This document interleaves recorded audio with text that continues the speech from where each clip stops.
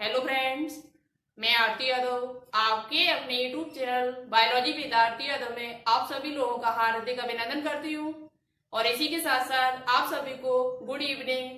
तो जैसा कि आप सभी स्टूडेंट को मालूम है, हम आपको किंगडम फंजाई जो टॉपिक है वो पूरा कंप्लीट करा चुके, थ्योरी उसकी जो भी थी हम आपको कंप्लीट करा चुके। उसके साथ साथ हमने आपको किंगडम फंजाई से कुछ इंपोर्टेंट टॉप एमसीक्यू इससे पिछली वीडियो में कराए हुए थे। आज हम आपके लिए फिर से किंगडम फंजाई से जो भी टॉप एमसीक्यू बन रहे हम सभी लेकर आए हुए हैं। आज के जो क्वेश्चन है वो आपके प्रीवियस ईयर पूछे हुए क्वेश्चन है। प्रीवियस ईयर पूछे हुए क्वेश्चन किसमें, तो आपके नीट में, AIPMT में, उसी के साथ साथ एम्स में, CP नेट, BHU आदि एग्जाम में पूछे हुए क्वेश्चन है। सभी इंपोर्टेंट क्वेश्चन है, तो लगातार हमारे साथ इस वीडियो को देखते रहना। और जो भी पॉइंट हम यहाँ पर लिखे, जो भी क्वेश्चन यहाँ पर हम इस पर बोर्ड पर लिखे, आप लोग सभी पॉइंट को नोटबुक पे नोट डाउन करते हुए हमारे साथ चले, जिससे आपकी तैयारी और भी बेहतरीन हो सके। ठीक है, एक बात आपसे और बोलना चाहती हूँ कि अभी आप लोग फिजिक्स की वीडियो के लिए परेशान रहते थे, फिजिक्स की वीडियो डालो मैम, फिजिक्स की वीडियो डालो। हम जब डालने लगे, लगातार वीडियो आपकी आने लगी, तब आप लोग देखते ही नहीं हो। गलत बात है। जो भी इस टाइम सर के द्वारा पढ़ाया जा रहा है सभी इंपोर्टेंट है, सभी क्वेश्चंस आपके लिए इंपोर्टेंट है। यहीं से आपके एग्जाम में क्वेश्चंस भी पूछे जाते हैं। तो प्लीज आप लोग फिजिक्स की वीडियो जरूर देखा करो। यदि आपको 2021 में सिलेक्शन लेना है इन किसी भी एग्जाम में पास करके, तो आपको फिजिक्स की वीडियो देखनी पड़ेगी। ठीक है, तो फिजिक्स की वीडियो देखो। साथ ही साथ ये टॉपिक आज मेरा फिनिश हो जाएगा, पूरा किंगडम फंजाई आज आपका बिल्कुल कंप्लीट हम कर देंगे। नेक्स्ट जो टॉपिक आपका आएगा वो लाइकेन आएगा। लाइकेन बहुत ही इंपॉर्टेंट टॉपिक है। नेक्स्ट वीडियो जो आपकी आएगी वो लाइकेन पर आएगी। ठीक है, तो उसे देखना आप लोग बिल्कुल भी न भूलिएगा। तो चलिए, टाइम वेस्ट ज्यादा नहीं करेंगे, आपका क्वेश्चन पर चर्चा करते हैं। सबसे पहले हमने आपको पिछली वीडियो में क्वेश्चन दिया था होमवर्क में, उसका आंसर बताएंगे और साथ ही साथ ये आपसे बोला था कि जो भी स्टूडेंट उसका राइट आंसर देगा उन सभी के नाम भी हम लेकर आएंगे। तो नाम भी लेकर आए और सबसे पहले हम आपको क्वेश्चन का आंसर बताएंगे। ये क्वेश्चन इन सभी एग्जाम के लिए इंपोर्टेंट है। जितने भी नाम हमने यहाँ पर लिखे हुए, BHU, CP net, GSBM Kanpur, RUHS paramedical entrance exam 2021, सभी के लिए इंपोर्टेंट है। तो अच्छे से देखते रहना लास्ट तक वीडियो को। क्वेश्चन पसंद आए तो प्लीज इस वीडियो को लाइक एंड शेयर, और साथ ही साथ यदि अभी अभी आप हमसे न्यू जुड़ रहे हैं तो प्लीज इस चैनल को सब्सक्राइब जरूर कर लें। ठीक है, आपके सब्सक्राइब से ही हमें मोटिवेशन मिलता है, एनर्जी मिलती है और हम आपके लिए लगातार वीडियो लाते रहेंगे। ओके, तो चलिए देखते हैं क्वेश्चन। सबसे पहले क्वेश्चन नंबर 12, ये हमने आपको होमवर्क में दिया हुआ था। क्या है क्वेश्चन, पढ़ते हैं। राइजोपस किस वर्ग का सदस्य है? राइजोपस किस वर्ग का सदस्य है? ये क्वेश्चन हमने आपको होमवर्क में दिया हुआ था। एस्कोमाइसिटीज का ऑप्शन नंबर बी है, फाइकोमाइसिटीज का ऑप्शन नंबर सी है, ड्यूटूरोमाइसिटीज का, ड्यूटेरोमाइसिटीज का ऑप्शन नंबर डी है, बेसिडोमाइसिटीज का। तो इस क्वेश्चन का आंसर मेरे पास जितने भी स्टूडेंट ने दिया सभी का राइट है। तो इस क्वेश्चन का जो राइट आंसर है वो आपका है फाइकोमाइसिटीज। ऑप्शन नंबर जो बी है वो इस क्वेश्चन का राइट आंसर है, फाइकोमाइसिटीज। जो राइजोपस है वो आपका एक प्रकार का कवक है, इसे काली फफूंदी के नाम से भी जाना जाता है। ठीक है, ब्लैक फंगस भी इसे कहा जाता है। और ये किस वर्ग का सदस्य है, किस क्लास में इसे रखा गया है, तो इसे फाइकोमाइसिटीज में रखा गया है। अब बात करते हैं किन किन स्टूडेंट ने इसका राइट आंसर दिया। और एक क्वेश्चन हमने आपसे पूछा हुआ था कि पादप जगत का उभयचर किसे कहा जाता है? पादप जगत का उभयचर किसे कहा जाता है? तो इसका जो राइट आंसर है वो आपका है ब्रायोफाइटा। क्या है? ब्रायोफाइटा। ब्रायोफाइटा को पादप जगत का उभयचर कहा जाता है। तो इन दो क्वेश्चन का आंसर जिन स्टूडेंट ने दिया उनका नाम बोलते हैं, कौन कौन थे। सबसे पहले जो हमारे पास आंसर आया था, हिमांशी, इरफान खान, एकता यादव, महेंद्र यादव, रेशमा खातून, विकास पटेल, उसके साथ साथ आलोक कुमार, अनुराधा वर्मा, उसके साथ साथ डॉक्टर अविदेश और डॉक्टर शिवू। इन स्टूडेंट्स ने राइट आंसर इसका दिया हुआ था। बहुत ही अच्छी बात है, इसी प्रकार से आप लोग आंसर दिया करो।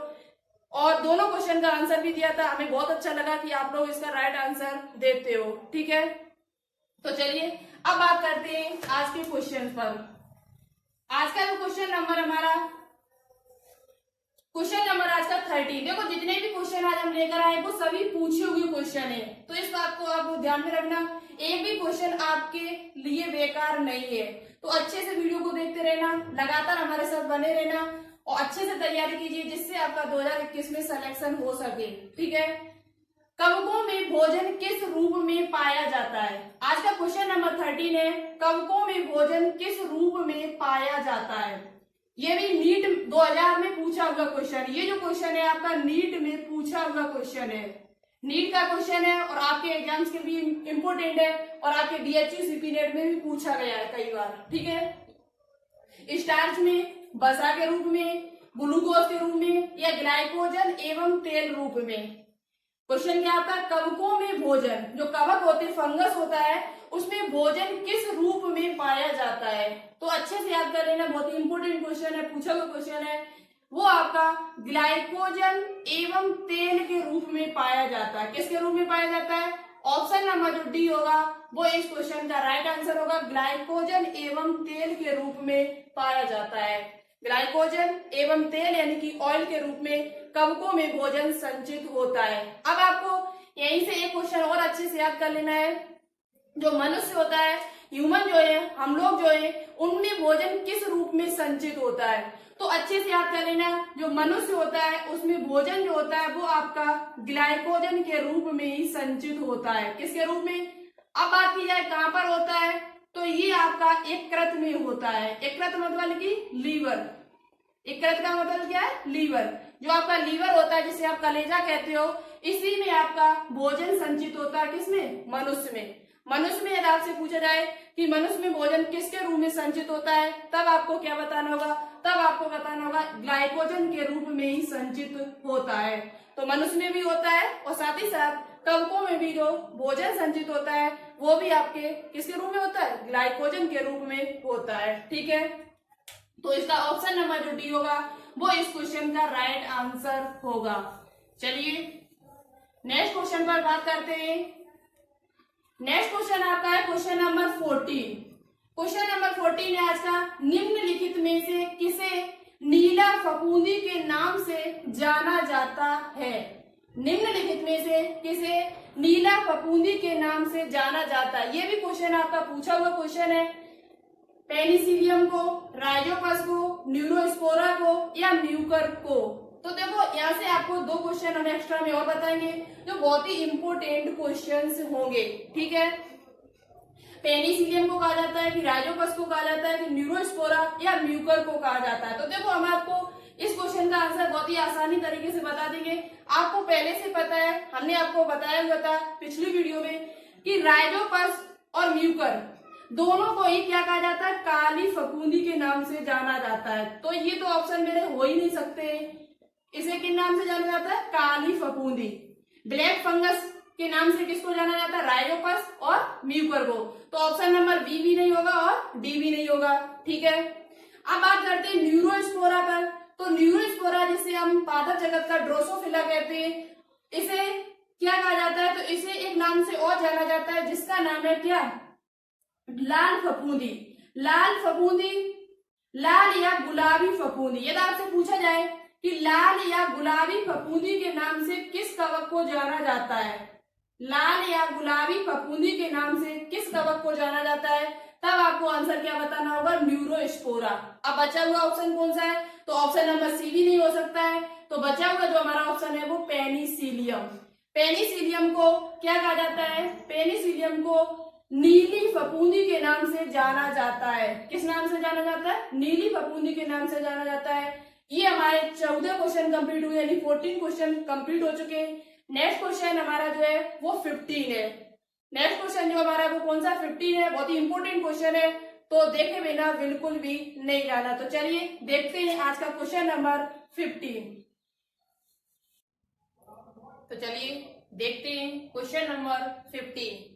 क्वेश्चन नंबर 15 है आज का हमारा, आलू की पछेती अंगमारी रोग किससे होता है? आलू की पछेती अंगमारी रोग किससे होता है? एक आपका होता है आलू की अगेती अंगमारी रोग। आपको कमेंट बॉक्स में कमेंट करके बताना होगा कि पछेती और अगेती में क्या अंतर है। देखिए सबसे अच्छा और सबसे राइट आंसर कौन देता है। आलू की अगेती और पछेती दो रोग होते हैं और दोनों ही कवक के द्वारा होते हैं। पहली बात तो आप लोग अच्छे से याद कर लेना कि एक पछेती रोग होता है, एक अगेती रोग होता है और दोनों ही जो ये रोग होते हैं दोनों ही कवकों के द्वारा होते हैं। इस बात को आप लोग अच्छे से फिट कर लेना, चाहे आपसे अगेती पूछा जाए चाहे पछेती पूछा जाए। लेकिन आपको क्या बताना होगा, आपको बताना होगा कि पछेती और अगेती में अंतर क्या है। ठीक है, क्वेश्चन पर बात करते हैं। आलू की पछेती अंगवारी रोग किससे होता है। ऑप्शन नंबर ए है एल्बुगो कैंडिडा के द्वारा, फाइटोफिथोरा इन्फेस्टेंस के द्वारा, सार्कोस्पोरा पर्सिनेटा के द्वारा या अल्टेनेरिया सोलेनाई के द्वारा। तो देखो ये चार ऑप्शन है और चारों को हम आपको बताएंगे, चारों ऑप्शन हम आपको बताएंगे। चारों से बहुत ही इंपोर्टेंट क्वेश्चन बनते हैं और यहाँ से आपका क्वेश्चन जो पूछा गया वो एम्स में पूछा गया था। ठीक है, क्या क्वेश्चन पूछा गया था। सबसे पहले बात करते हैं आलू की पछेती अंगवारी रोग किससे होता है। तो देखो आलू की जो पछेती अंगवारी रोग है ये आपका फाइटोफिथोरा इन्फेस्टेंस के द्वारा होता है। ऑप्शन नंबर जो बी होगा वो इस क्वेश्चन का राइट आंसर है, फाइटोफिथोरा इन्फेस्टेंस। अब बात करते हैं कि एल्बुगो कैंडिडा के द्वारा क्या होता है। तो ऑप्शन नंबर जो ए लिखा आपका एल्बुगो कैंडिडा। एल्बुगो जो कैंडिडा ये कवक है, ये भी एक प्रकार का कवक है, इस बात को भी आप लोग ध्यान में रखें। एल्बुगो जो कैंडिडा है इसके द्वारा कौन सा रोग होता है, इसे कौन सा किस में रोग उत्पन्न कर, कौन ये जो कवक है वो किसको उत्पन्न करता है, किस पादप में उत्पन्न रोग करता है। तो ये सरसों के पत्तियों पर, सरसों की जो पत्तियां होती है उसमें जो सफेद रोग लग जाता है वो आपका इसी कवक के कारण होता है। सरसों के पत्तों पर, सरसों के जो पत्ते होते हैं उन पर ये जो रोग होता है सफेद रोग वो आपका किसके कारण होता है। तो आप यहाँ पर लिख सकते हैं सरसों का श्वेत कीट रोग। क्वेश्चन आपसे यही पूछा जाता है, पूछा भी क्वेश्चन गया यही कि श्वेत कीट रोग किसके कारण होता है, किस कवक के कारण होता है। तो आपका सरसों का श्वेत कीट रोग। इस प्रकार से आप लोग नोटबुक पे नोट डाउन कर लेना, सरसों का श्वेत कीट रोग किसके कारण होता है। ये क्वेश्चन आपसे पूछा गया था एम्स में। तो सरसों का श्वेत कीट रोग जो होता है वो एल्बुगो कैंडिडा कवक के कारण होता है। तो ये ऑप्शन नंबर ए था हमारा, लेकिन इसका जो ऑप्शन नंबर बी है वो राइट है, इस बात को ध्यान में रखना। बात करते हैं सार्कोस्पोरा पर्सिनेटा के कारण क्या होता है, इसके द्वारा कौन सा रोग उत्पन्न होता है इस कवक के कारण। तो इस कवक के कारण जो आपका रोग उत्पन्न होता है वो आपका क्या है, मूंगफली का टिक्का रोग। मूंगफली में जो टिक्का रोग होता है आपसे पूछा जा सकता है कि मूंगफली का टिक्का रोग हमने आपको पिछली वीडियो में कराए भी थे। सभी रोग जो इंपोर्टेंट रोग थे जो आपके एग्जाम में पूछे जाते हैं वही रोग हम आपको करा भी चुके थ्योरी में, तो आप लोग थ्योरी जरूर देखा करें। ठीक है, तो सार्कोस्पोरा पर्सिनेटा के कारण आपका कौन सा रोग होता है। तो सार्कोस्पोरा पर्सिनेटा के कारण आपका मूंगफली का टिक्का रोग होता है, मूंगफली का टिक्का रोग। ये तो आपको पहले से पता है। अल्टेनेरिया सोलेनाई, अल्टेनेरिया सोलेनाई के द्वारा आपका आलू का अगेती रोग होता है, आलू का अगेती अंगवारी रोग, अगेती अंगवारी रोग। यदि आपसे पूछा जाए आलू का अगेती अंगवारी रोग किसके कारण होता है तब आप बताओगे अल्टेनेरिया सोलेनाई। यदि आपसे पूछा जाए कि आलू का पछेती अंगवारी रोग किसके कारण होता है तब आप लोग बताओगे फाइटोफिथोरा इन्फेस्टेंस, तब ये आप बताओगे। तो ये दोनों याद कर लेना, आलू का अगेती अंगवारी रोग और आलू का पछेती अंगवारी रोग। ठीक है, तो इसका ऑप्शन नंबर जो बी होगा वो इस क्वेश्चन का राइट आंसर होगा। बात करते हैं नेक्स्ट क्वेश्चन पर।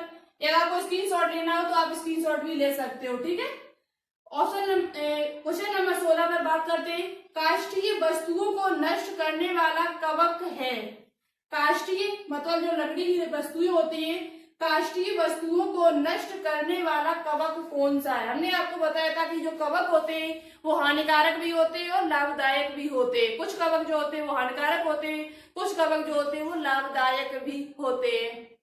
तो ये आपका हानिकारक कवक है क्योंकि ये काष्ठीय वस्तुओं को नष्ट कर रहा है। ठीक है, तो ये कैसा आपके लिए हानिकारक है।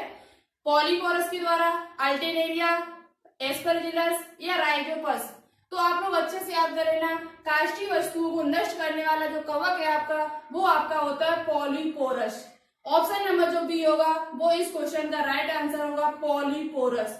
पॉलीपोरस के कारण आपका काष्ठीय वस्तु को, जो काष्ठीय वस्तु होती है वो नष्ट हो जाती है। उनको यदि ये पॉलीपोरस नाम का कवक इन वस्तुओं पर यदि उत्पन्न हो जाए तो आपकी काष्ठीय वस्तु होती है वो नष्ट होने लगती है। बात करते हैं क्वेश्चन नंबर 17 पर, ठीक है।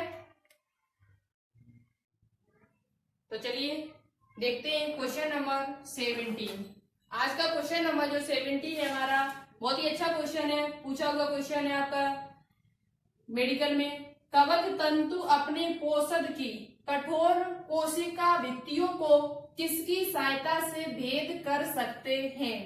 क्वेश्चन क्या है अच्छे समझना, बहुत ही इंपॉर्टेंट क्वेश्चन है। आगे जो क्वेश्चन हम आपको बताएंगे वो आपका एम्स में पूछा हुआ क्वेश्चन है। आगे जो नेक्स्ट क्वेश्चन आपको दिखाई दे रहा है, ये जो क्वेश्चन है आपका एम्स में पूछा हुआ क्वेश्चन है। किस प्रकार से पूछा था ये भी हम आपको बताएंगे, ठीक है। क्वेश्चन क्या हमारा, कवक तंतु अपनी पोषक की कठोर कोशिका भित्तियों को किसकी सहायता से भेद कर सकते, यानी कि भेद सकते उसको। तो सबसे पहले ऑप्शन जो हमको दिया है, एंजाइम्स के द्वारा, हार्मोन्स के द्वारा, तेज सिरों से या शर्करा स्रावक से।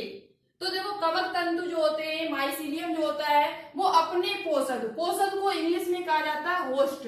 क्या कहा जाता है? होस्ट। यानी कि जिससे ये अपना भोजन प्राप्त करेगा। कवक जिस पदार्थ से अपना भोजन प्राप्त करेंगे उसे ही हम पोषक कहते हैं। उसे इंग्लिश में क्या कहते हैं? होस्ट कहा जाता है, और हिंदी में उसे पोषक कहा जाता है। जिससे वह भोजन प्राप्त करेगा उसे हम क्या कहेंगे? पोषक कहते हैं, ठीक है। किसकी सहायता से ये कठोर कोशिका भित्तियों की यानी सेल वाल को भेद कर सकता है? तो वो आपका एंजाइम की सहायता से। किसकी सहायता से? विभिन्न प्रकार के इसमें एंजाइम निकलेंगे, उसकी सहायता से कवक तंतु जो होते हैं वो कोशिका भित्तियों की सहायता से उनमें भेद कर सकते हैं, ठीक है। तो ऑप्शन नंबर जो ए होगा वो इस क्वेश्चन का राइट आंसर होगा। कवक तंतु अपनी पोषक की कठोर कोशिका भित्तियों को किसकी सहायता से भेद कर सकते हैं? तो वो विभिन्न प्रकार के एंजाइम्स की सहायता से। ऑप्शन नंबर जो ए होगा वो इस क्वेश्चन का राइट आंसर होगा। क्वेश्चन नंबर 18 पर बात करते हैं। गेहूं का रस्ट रोग किसके कारण होता है? ये क्वेश्चन आपका एम्स में पूछा हुआ क्वेश्चन है।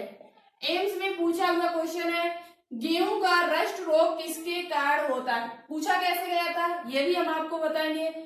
तो देखो, एक लाल शैवाल के द्वारा, एक हरित शैवाल के द्वारा, एक कवक के द्वारा या माइकोराइजा के द्वारा। तो अच्छे से याद कर लेना, गेहूं का जो रस्ट रोग होता है किसके कारण होता है? तो वो आपका एक कवक के कारण होता है। किसके कारण होता है? एक कवक के कारण होता है। ऑप्शन नंबर जो सी होगा वो इस क्वेश्चन का राइट आंसर होगा। कौन सा? ऑप्शन नंबर जो सी होगा वो इस क्वेश्चन का राइट आंसर होगा। अब आपको पता होना चाहिए कि गेहूं का रस्ट रोग जो होता है वो किस कवक के कारण होता है। किस कवक के कारण होता है? तो आपको हमने पिछली वीडियो में बताया भी था, पक्सिनिया ग्रेमिनस।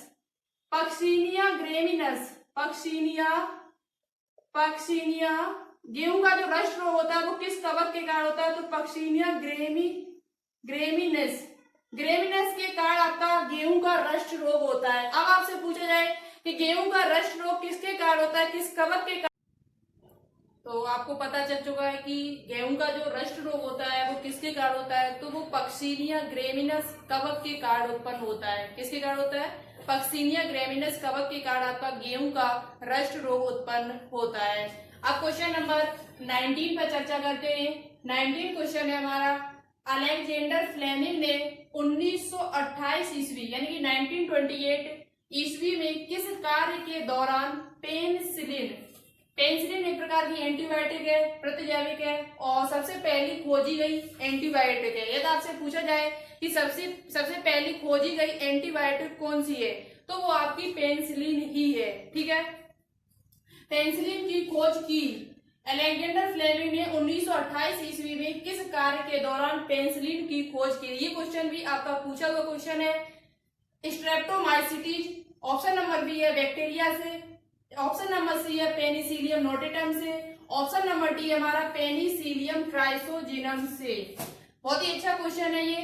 तो देखो यहाँ पर आपको समझने के लिए एक पॉइंट अच्छे समझ लेना कि आपको ऑप्शन नंबर जो लिखा है स्ट्रेप्टोमाइसिटी, ये तो होगा ही नहीं, ठीक है, ऑप्शन नंबर ए नहीं होगा। ऑप्शन नंबर बी लिखा है बैक्टीरिया, तो ये भी आपका नहीं होगा, ठीक है, क्योंकि बैक्टीरिया का कोई संबंध ही नहीं पेनिसिलिन से। अब बात करते हैं ऑप्शन नंबर सी और ऑप्शन नंबर डी। दोनों ही ऑप्शन आपको ये दिख रहे होंगे कि ये दोनों ही सही होंगे, क्योंकि हमने आपको बताया था पेनिसिलियम है जो पेनिसिलिन जो औषधि है वो दोनों से ही प्राप्त की जाती है। लेकिन आपको यहाँ पर टिकना है ऑप्शन नंबर डी पर तो करना ही नहीं है। वैसे प्राप्त तो की जाती है, ये बात सही है कि पेनिसिलियम क्राइसोजेनम से पेनिसिलिन प्राप्त की जाती है, लेकिन बात क्या है यहाँ पर क्वेश्चन ये लिखा हुआ है कि अलेक्जेंडर फ्लेमिंग ने 1928 ईस्वी में किस कार्य के दौरान पेनिसिलिन की खोज की थी। तो यहाँ पर जो उन्होंने खोज की थी पेनिसिलिन की, वो आपकी पेनिसिलियम नोटेटम से की थी, ना कि पेनिसिलियम क्राइसोजेनम से। तो ऑप्शन नंबर डी आपका नहीं होगा, बल्कि ऑप्शन नंबर जो सी होगा वो इस क्वेश्चन का राइट आंसर होगा। कौन सा होगा? ऑप्शन नंबर जो डी होगा वो इस क्वेश्चन का राइट आंसर होगा। अच्छे से याद कर लेना कि अलेक्जेंडर फ्लेमिंग ने पेनिसिलिन की खोज किसके द्वारा की थी, तो वो आपके पेनिसिलियम नोटेटम कवक के द्वारा की थी, ठीक है। तो कौन सा ऑप्शन ठीक है? ऑप्शन नंबर सी है वो हमारा राइट आंसर है। लेकिन यदि आपका पेनिसिलियम क्राइसोजेनम ऑप्शन में दिया होता, यदि पूछा जाए कि पेनिसिलिन है वो किस से प्राप्त की जाती है, पेनिसिलियम औषधि, तो दोनों से ही प्राप्त की जाती है। ये औद्योगिक स्तर पर प्राप्त की जाती है, और वैसे प्राकृतिक देखा जाए तो आपका पेनिसिलियम नोटेटम होता है। अब बात करते हैं क्वेश्चन नंबर 20। बहुत ही अच्छे क्वेश्चन है आगे, तो लगातार हमारे साथ देखते रहना। और क्वेश्चन यदि अच्छे लग रहे हैं, कुछ सीखने को मिल रहा है आपको इस वीडियो से, तो प्लीज इस वीडियो को लाइक जरूर करना। आपसे यही उम्मीद रखते हैं कि आप ज्यादा से ज्यादा वीडियो को लाइक और शेयर और साथ ही साथ चैनल को सपोर्ट जरूर करें। यदि आप लोग सपोर्ट करते रहोगे तो आपको इसी प्रकार से वीडियो हमारे चैनल पर मिलती रहेगी, ठीक है। तो चलिए बात करते हैं नेक्स्ट क्वेश्चन पर। रॉकफोर्ट पनीर को पकाने में प्रयोग होता है। क्वेश्चन नंबर 20 है हमारा कि रॉकफोर्ट पनीर को पकाने में प्रयोग होता है। क्या प्रयोग होता है ये आपको बताना होगा।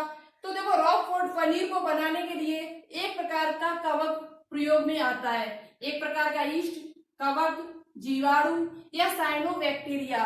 तो अच्छे से याद कर लेना, रॉकफोर्ट पनीर को बनाने के लिए कवक का प्रयोग किया जाता है। ऑप्शन नंबर जो बी होगा वो इस क्वेश्चन का राइट आंसर होगा। ये जो कवक है, रॉकफोर्ट जो पनीर है, ये आपका भेड़ के दूध से बना नीला पनीर होता है। जो रॉकफोर्ट पनीर होता है ये आपके भेड़ के दूध से बना हुआ होता है। किसके? भेड़ जो होती है उसके दूध से बना नीला पनीर होता है। कैसे कलर का होता है? नीला, ठीक है। इसका जो कलर है वो आपका कैसा होता है? नीला कलर होता है। और ये दक्षिणी फ्रांस में ज्यादातर पाया जाता है। कहाँ पर? ये जो पनीर है वो आपका दक्षिणी फ्रांस में ज्यादा उत्पन्न किया जाता है। तो ऑप्शन नंबर जो बी होगा वो इस क्वेश्चन का राइट आंसर होगा। रॉकफोर्ट पनीर बनाने में कवक का प्रयोग किया जाता है, यानी फंगस का प्रयोग किया जाता है। क्वेश्चन नंबर 21 देखते हैं। बहुत ही इंपोर्टेंट क्वेश्चन है और कई बार एग्जाम में पूछा भी गया ये क्वेश्चन। आपके बीएचयू हुआ और एम्स हुआ, नीट हुआ, इन एग्जाम में ये क्वेश्चन पूछा भी गया है। क्वेश्चन क्या है? उस फफूंद का नाम क्या है जिससे जिबरेलिन पादप हार्मोन प्राप्त होता है? उस फफूंद का नाम क्या है, उस फंगस का नाम क्या है जिससे जिबरेलिन पादप हार्मोन प्राप्त होता है? जिबरेलिन पादप हार्मोन जो होता है वो आपका किस प्रकार का है? यदि वृद्धिरोधक है या वृद्धिवर्धक है, ये आपसे पूछा जाए तब आप बताओगे ये वृद्धिवर्धक होता है। कैसा हार्मोन है? वृद्धिवर्धक हार्मोन। एक वृद्धिवर्धक होता है, वृद्धिरोधक होता है। तो ये आपका जो होता है वो वृद्धिवर्धक होता है, पादप की लंबाई बढ़ाने में सहायक होता है, ठीक है। उस फफूंद का नाम क्या है जिससे जिबरेलिन पादप हार्मोन प्राप्त होता है? तो सिस्टोपस है, मार्केला है, जिब्रेला फ्यूजिकुराई है या अल्टरनेरिया है।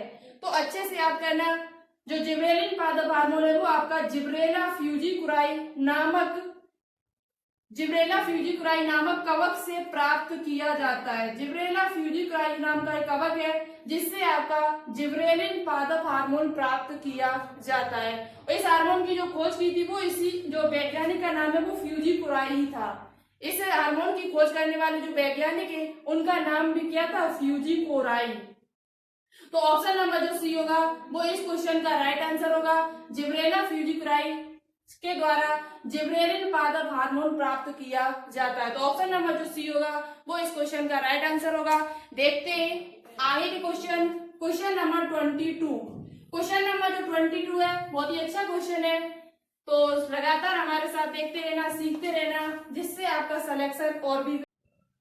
तो चलिए देखते हैं आज का क्वेश्चन नंबर 22। क्वेश्चन नंबर 22 आज का हमारा है, बहुत ही अच्छा क्वेश्चन है।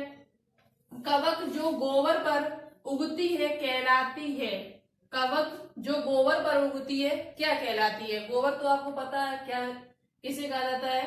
कवक जो गोबर पर उगती है क्या कहलाती है? एपीजाइलम। ऑप्शन नंबर बी है कॉप्रोफिल्स। ऑप्शन नंबर सी है क्रेटेनोफिल्स। ऑप्शन नंबर डी है जाइलोफिल्स। यानी कि ऐसी कवक कौन सी है जो गोबर पर उगती है?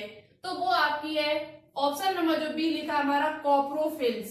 ऑप्शन नंबर जो बी होगा वो इस क्वेश्चन का राइट आंसर होगा। कॉप्रोफिल्स ऐसी कवक है जो गोबर पर उगती है। किस पर उगती है? गोबर पर।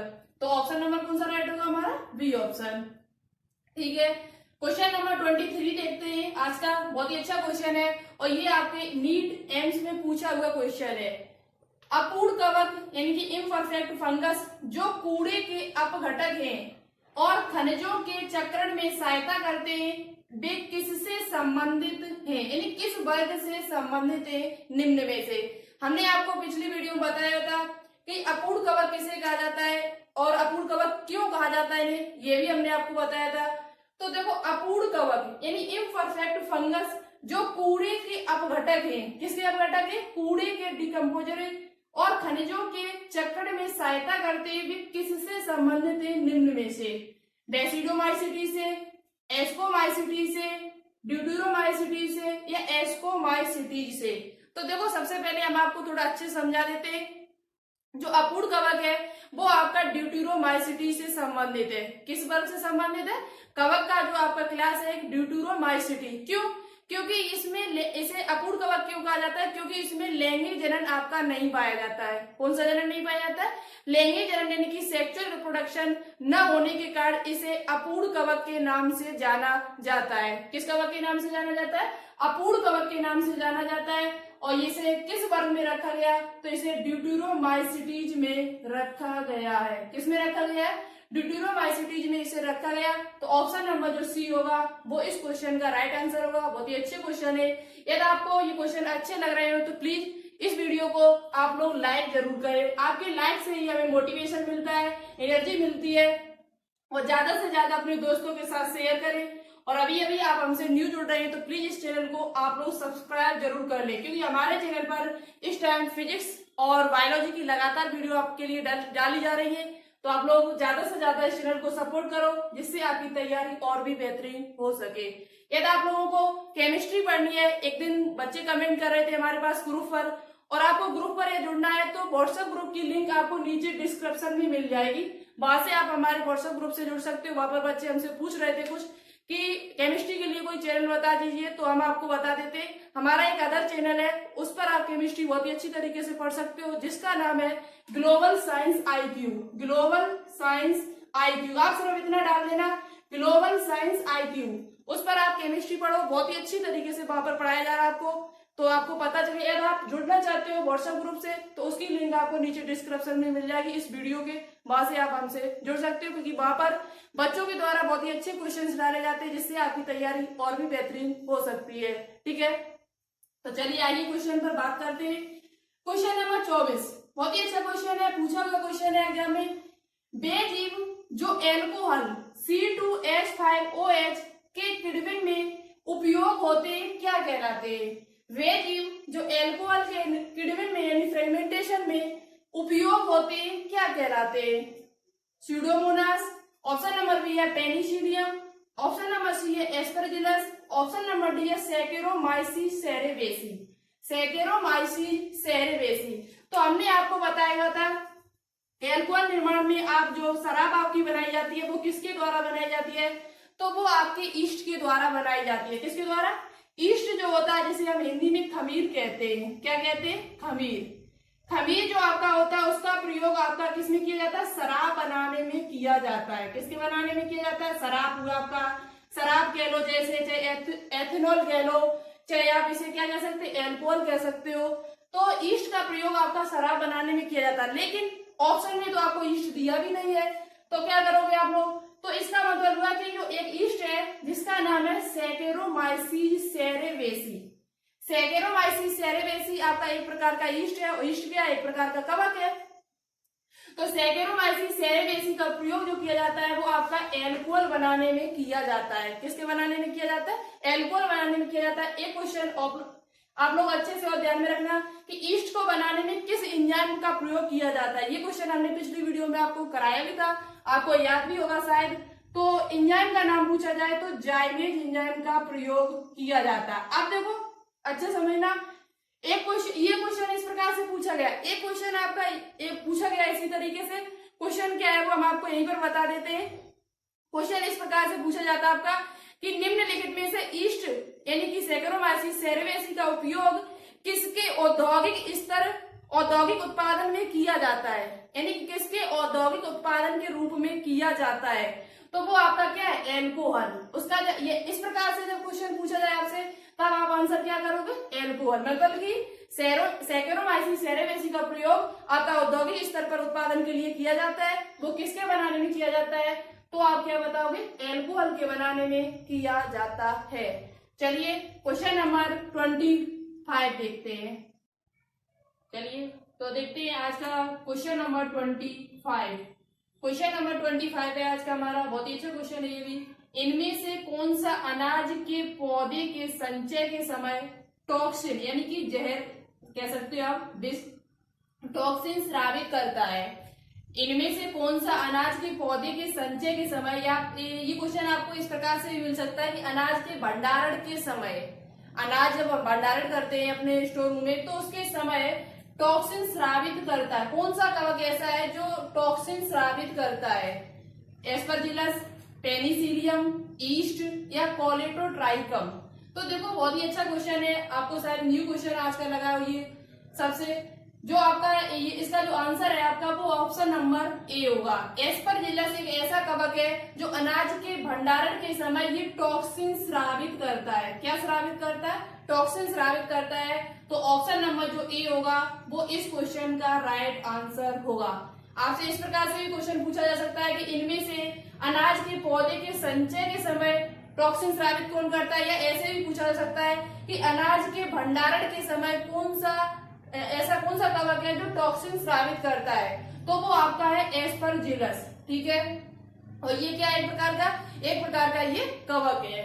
क्वेश्चन नंबर 26 आज का नेक्स्ट और लास्ट क्वेश्चन है। और हमने आपसे बोला था कि हम आपको कवक से यानी किंगडम फंजाई से 25 प्लस क्वेश्चन करा देंगे, और वही क्वेश्चन सॉल्व कराएंगे जो आपके एग्जाम्स के लिए इंपोर्टेंट भी होंगे। तो चलिए बात करते हैं क्वेश्चन नंबर 26 पर। ब्रेड के निर्माण के समय CO2 के निकलने से यह छिद्र युक्त हो जाता है, यह किसके द्वारा ऐसा होता है। ब्रेड के निर्माण के समय CO2 के निकलने से यह छिद्र युक्त हो जाता है। आपने देखे होंगे ब्रेड में छिद्र हो जाते हैं, तो उसमें कौन सी गैस निकलती है, CO2। आपसे पूछा जा सकता है कि ब्रेड से कौन सी गैस निकलती है, ब्रेड जब बनाए जाते हैं तो उनसे कौन सी गैस निकलती है जिसके कारण उनमें छिद्र हो जाते हैं, छोटे छोटे छेद हो जाते हैं। इस प्रकार से आपने देखे होंगे ब्रेड में, तो वो आपके किसके कारण होते हैं, ईस्ट के कारण। किसके द्वारा होता है ऐसा, जीवाणु, लाइकेन, या इनमें से कोई नहीं। तो देखो इसका जो राइट आंसर है वो आपका ऑप्शन नंबर ए है, ईस्ट के कारण। किसके कारण होता है ऐसा, ईस्ट के कारण होता है। आपको कमेंट बॉक्स में कमेंट करके बताना होगा कि किस ईस्ट का प्रयोग ब्रेड को बनाने में किया जाता है, किस ईस्ट का प्रयोग ब्रेड को बनाने में किया जाता है। इस क्वेश्चन का आंसर आप लोग कमेंट बॉक्स में कमेंट करके बताएं। साथ ही साथ शुरुआत में हमने आपसे 2 क्वेश्चन पूछे थे कि आलू का अंगैती अंगमारी रोग, क्या अंगैती और पछैती में क्या अंतर है। आलू का अंगैती अंगमारी रोग और आलू का पछैती अंगमारी रोग किसके कारण होता है, ये तो हमने आपको बता दिया था, लेकिन ये इनमें अंतर क्या है आपको ये जानकारी होनी चाहिए। ठीक है, तो 2 क्वेश्चन वो एक ये 3 क्वेश्चन का आंसर आप लोग कमेंट बॉक्स में कमेंट करके बताओगे।